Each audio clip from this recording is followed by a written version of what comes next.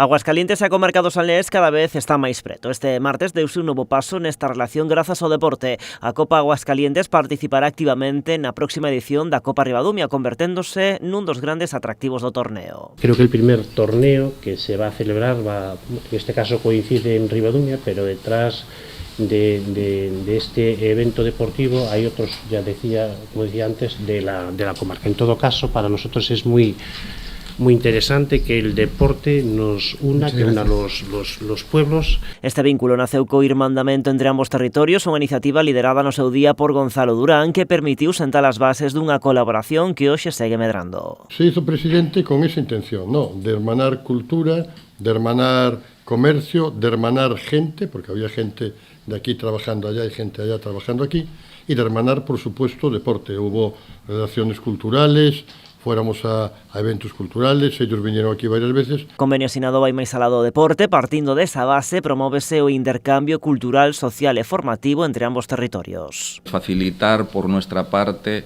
que equipos de Aguascalientes, del estado de Aguascalientes, pues vengan aquí a disputar competiciones deportivas.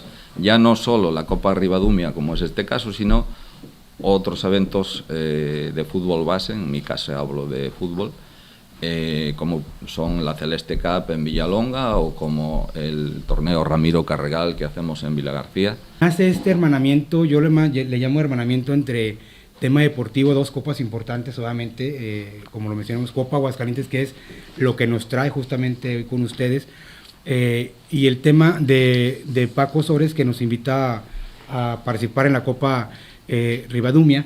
Para nosotros es muy importante porque justamente el cumplir sueños de los niños que están en Aguascalientes, México, el poder venir a convivir, obviamente, a practicar y a llevarse el título, ¿no? Para nosotros era muy importante que esa selección que nos va a representar, pues viniera y con todos los honores se llevara el título de este torneo.